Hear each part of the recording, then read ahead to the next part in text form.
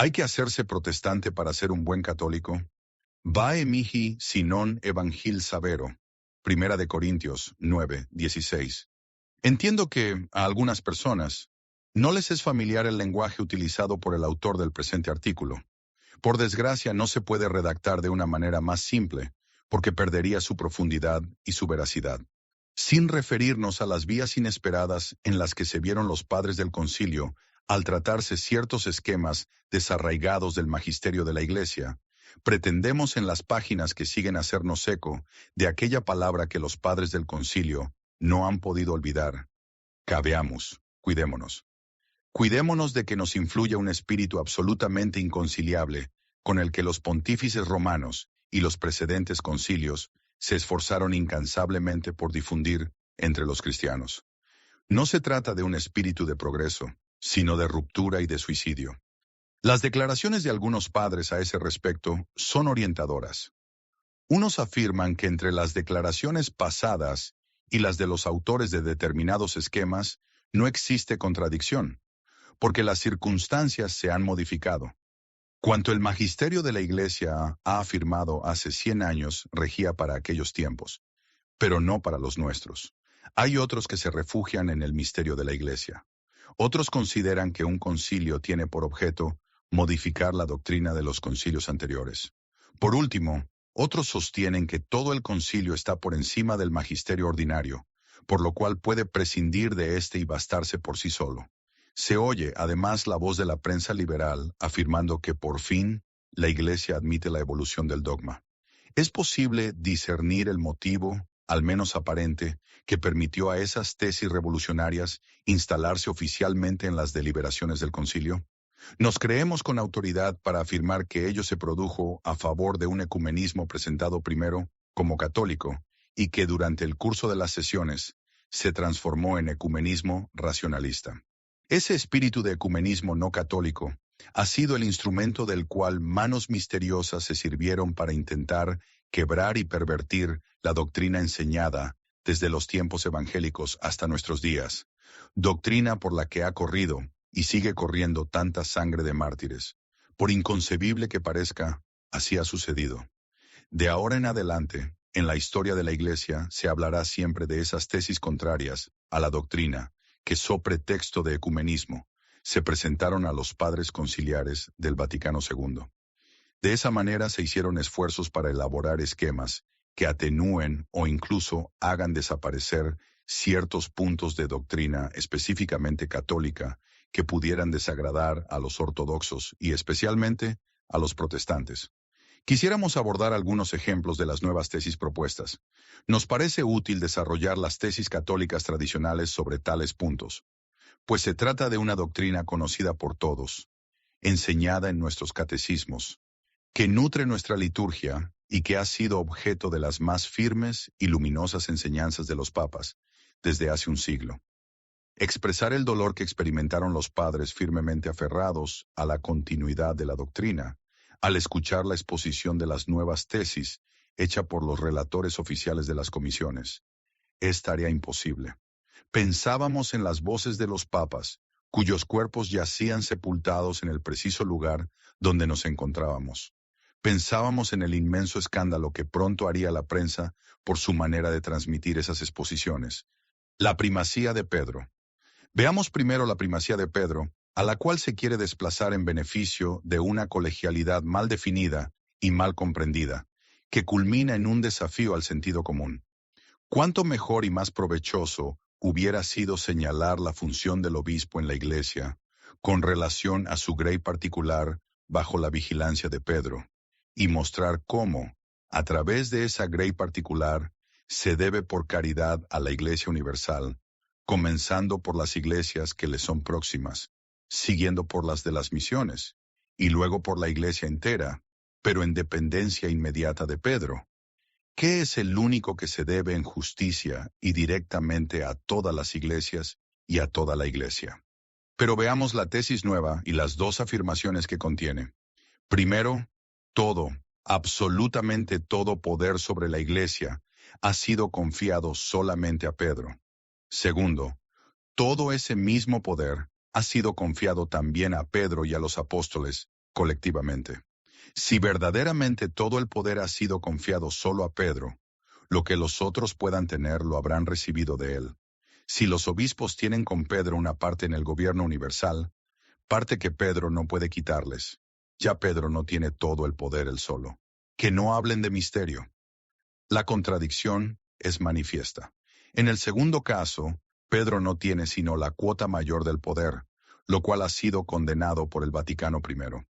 Si alguien dijere que el pontífice romano no tiene sino las potiores partes y no la plenitud del poder supremo, que sea anatema. Después de Pedro, se ataca a la curia, que es considerada secretaría del Papa, cuando en realidad es la parte más noble de la Iglesia particular de Roma, iglesia cuya fe es indefectible y que es madre y maestra de todas las iglesias. Hacia ella deben dirigirse las miradas de los padres, porque pueden estar ciertos de que allí encontrarán la verdad. ¿Por qué se pretende que la Iglesia de Roma calle? ¿De dónde nos vendría la luz si los padres conciliares de la Iglesia de Roma enmudecieran? Por otra parte, intercalar entre el obispo de Roma y la Iglesia el cuerpo episcopal de la Iglesia Universal, en forma institucionalizada, democratizada, significaría quitar a la Iglesia de Roma su título de madre de todas las iglesias. Con eso no queremos contradecir la posibilidad de que el soberano pontífice consulte más frecuentemente a los obispos y modifique, si lo considera conveniente, algunas modalidades o estructuras de la curia. Pero el propósito de quienes aspiran a crear una institución jurídica, nueva ceñida a una colegialidad siempre en ejercicio, podría hacer de la nueva institución el cuerpo electoral del soberano pontífice, porque es inconcebible que el Papa no resulte elegido por su clero, dado que debe ser obispo de Roma para ser luego sucesor de Pedro. La Virgen María. Con imprudencia increíble, a despecho del deseo explícito del Santo Padre, el esquema propuesto suprime el título de María Madre de la Iglesia. Los ecumenistas lamentan que la Virgen María sea nombrada mediadora. Sin embargo, cabe esperar que la devoción de los padres a María restablecerá el honor que el concilio debe a la Virgen, proclamándola solemnemente Madre de la Iglesia y consagrando el mundo a su corazón inmaculado. La corredención de Nuestra Señora en la economía de la salvación no fue aceptada plenamente por los opositores a los padres ortodoxos.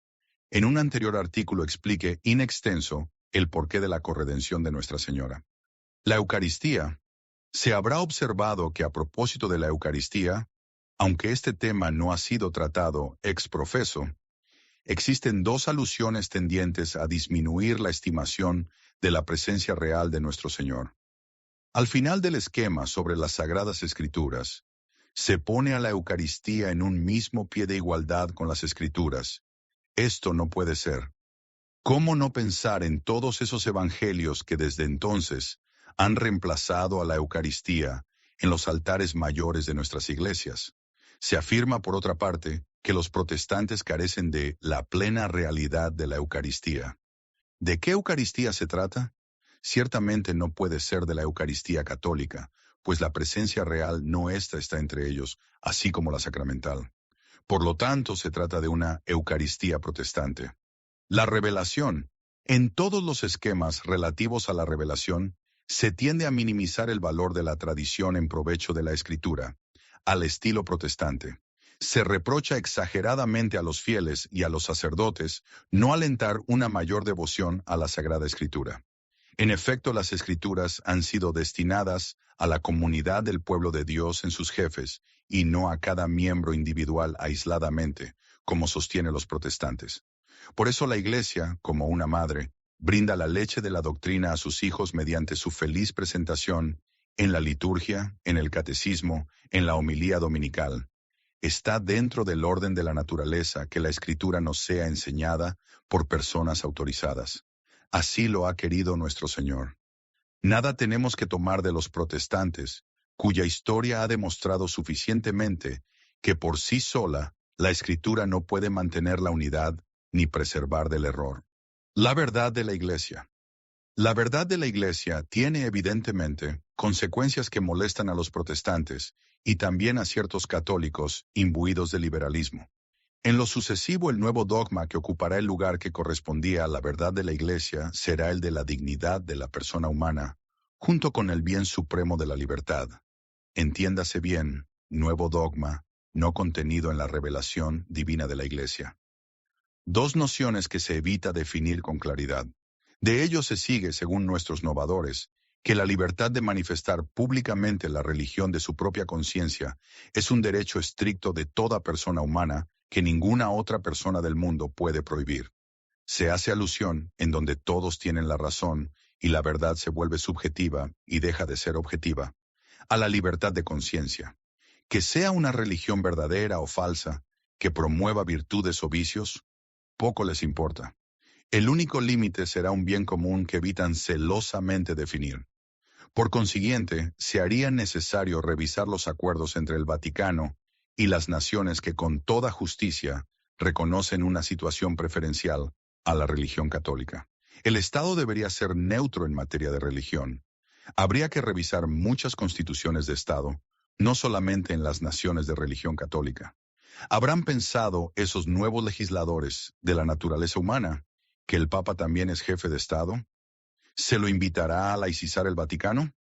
Según ello, los católicos perderían el derecho de obrar para establecer o restablecer un Estado católico. Su deber sería mantener el indiferentismo religioso del Estado. Recordando a Gregorio XVI, Pío IX calificó esa actitud de delirio y más aún de libertad de perdición. Quanta Cura, 8 de diciembre de 1864.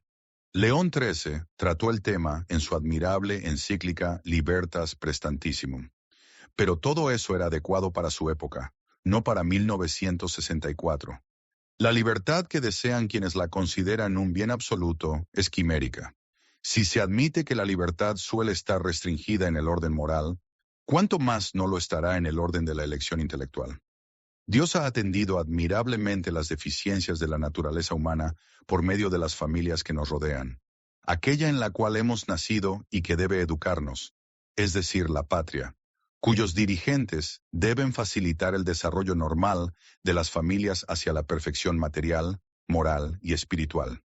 La Iglesia, mediante sus diócesis, cuyo padre es el obispo, cuyas parroquias forman células religiosas donde las almas nacen a la vida divina y se alimentan en esta vida con los sacramentos. Definir la libertad como ausencia de coacción significa destruir todas las autoridades colocadas por Dios en el seno de esas familias, para facilitar el buen uso de la libertad que nos ha sido dada para buscar espontáneamente el bien y eventualmente para proporcionarlo, como ocurre con los niños y asimilados. La verdad de la Iglesia es la razón de ser de su celo evangelizador, de su proselitismo, y por ende, la razón profunda de las vocaciones misioneras, sacerdotales y religiosas que exigen generosidad, sacrificio, perseverancia en las aflicciones y en las cruces. Ese celo, ese fuego que quiere abrazar al mundo, molesta a los protestantes.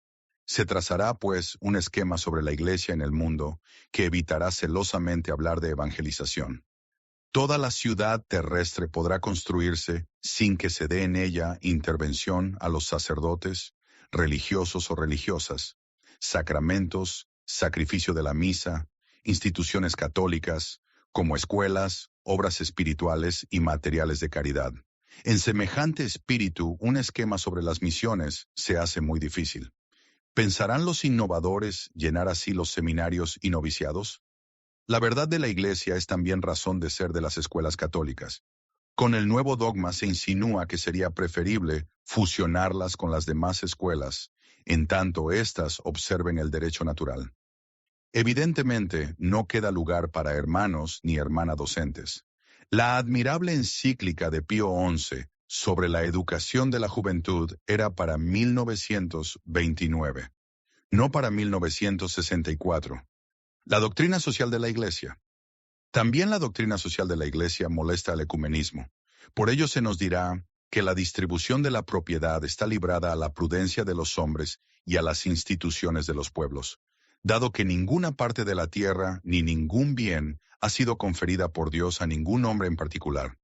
Así la doctrina también afirmada por Juan 23, de la propiedad privada como derecho esencial de la naturaleza humana, no tendría fundamento sino en el derecho positivo. La lucha de clases y de naciones sería necesaria para el progreso y para la evolución continua de las estructuras sociales. El bien común sería una noción en continua evolución, y puesto que nadie es universal, nadie tendría una visión completa del bien común, del cual, sin embargo, se da una nueva definición: la libertad y la plenitud de la vida humana. ¿Qué queda de las enseñanzas de los papas acerca de la doctrina social de la Iglesia? Rerum novarum, 40º anno, pacem in terris. Estamos en 1974. Que nos digan, entonces, qué pasará mañana con las enseñanzas de 1964 en 1974. Estos ejemplos bastan para demostrar que en las comisiones prevalece una mayoría de miembros ganados por un ecumenismo que no solo es ajeno a lo católico, sino que, según propia confesión, se parece extrañamente al modernismo condenado por San Pío X, y del cual el Papa Pablo VI nos dice en su encíclica Ecclesiam Suam que ha comprobado su resurgimiento. La prensa liberal se ha adueñado de esas tesis antes de que las mismas hayan sido propuestas, no bien se las presentó en los esquemas, y particularmente cuando obtuvieron mayoría importante en la sala conciliar. Una vez obtenida la victoria, quedó abierta la vía a todos los diálogos, esto es, a todas las transacciones.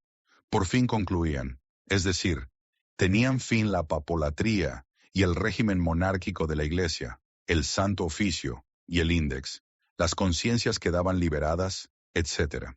¿Qué corresponde que hagamos ante ese desenfreno, ante esa tempestad? Primero, guardar indefectiblemente nuestra fe, nuestra adhesión a todo lo que la Iglesia nos ha enseñado siempre, sin turbarnos ni descorazonarnos. Nuestro Señor pone a prueba nuestra fe, como lo hizo con los apóstoles, como lo hizo con Abraham. Para ello es preciso que nos domine realmente la sensación de que vamos a perecer. De ese modo, la victoria de la verdad será auténticamente la victoria de Dios y no la nuestra. Segundo, ser objetivo. Reconocer los aspectos positivos que se manifiestan en los deseos de los padres conciliares, deseos que desgraciadamente y como a su pesar, han sido utilizados para establecer textos jurídicos que sirven a tesis que la mayoría de los mismos padres ni habían imaginado. Intentemos definir esos deseos del siguiente modo: deseo profundo de colaboración mayor en pro de una más intensa eficacia del apostolado. Colaboración entre pastores y con el Pastor Supremo. ¿Quién podría condenar semejante deseo? Deseo de manifestar a los hermanos separados y al mundo entero su gran caridad, a fin de que todos acudan a nuestro Señor y a su Iglesia, fuera de la cual no hay salvación. Deseo de dar a la Iglesia mayor sencillez, en su liturgia, en el comportamiento habitual de los pastores y, en particular, de sus obispos, en la formación de los clérigos, que los preparen más directamente para su ministerio pastoral, pero dentro de la tradición milenaria de la Iglesia. Tendencia está motivada por el temor de ya no ser escuchados ni comprendidos por el conjunto del pueblo fiel. Estos deseos tan legítimos y oportunos podrían manifestarse perfectamente en textos admirables y orientaciones adaptadas a nuestro tiempo sin la colegialidad, mal fundada y mal definida, sin la libertad religiosa, falsa, sin la declaración sobre los judíos, inoportuna, sin indicios de demolición de la autoridad del Papa, sin negar el título de Madre de la Iglesia a la Virgen María y sin calumniar a la curia romana. No son en conjunto los padres del concilio quienes alentaron esos textos con semejante redacción que expresa una doctrina nueva, sino un grupo de padres y de periti que aprovecharon los muy legítimos deseos de los padres para introducir sus doctrinas.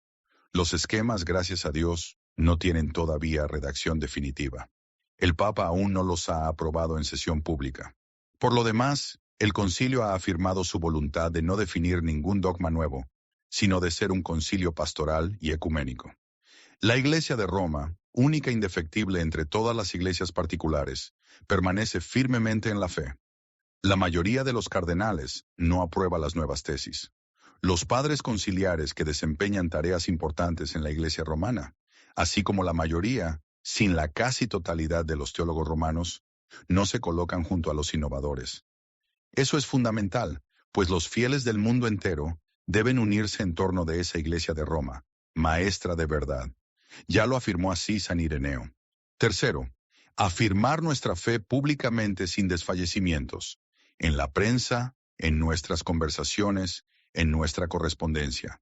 Cuarto, orar y hacer penitencia. Orar a la Virgen María, Madre de la Iglesia, pues ella está en el centro de todos los debates y ha vencido siempre todas las herejías. En ella encontrarán los padres conciliares unanimidad, como los hijos alrededor de su madre. Ella vela sobre el sucesor de Pedro y actuará de manera que Pedro confirme siempre a sus hermanos en la fe que fue la de los apóstoles y de Pedro en particular y de todos sus sucesores. Hay que hacer penitencia para merecer los auxilios de la gracia de nuestro Señor. Penitencia en el cumplimiento de nuestros deberes de Estado sin desfallecimientos, sin abandono, sin desánimo, a pesar del ambiente infernal de libertinaje, de impudicia, de desprecio por la autoridad, de atropello a uno mismo y al prójimo. Tengamos confianza. Dios es todopoderoso y ha dado a nuestro Señor todo poder en el cielo y en la tierra. Esos poderes serán menores en 1964 que en 1870, menores en el último concilio que en todos los anteriores. Nuestro Señor no abandonará las promesas de asistir perpetuamente a la Santa Iglesia Católica y Romana. Confidite ego sum, nolite timere, San Marcos 6:50. Oh María, Madre de la Iglesia, mostrad que sois nuestra Madre. Nota, este escrito es de 1964. En la actualidad, todas esas reformas ya fueron firmadas y puestas en práctica con las consecuencias espirituales desastrosas que están asolando a la cristiandad o lo que queda de ella. Hoy, más que nunca, son lobos con piel de ovejas. Son mercenarios y salteadores los que tienen la osadía de condenar a la tradición bimilenaria de la Iglesia y, de ser posible, borrarla de la faz de la tierra. Cosa imposible porque para ello tendrían que derrotar y vencer al Dios verdadero y único en tres personas.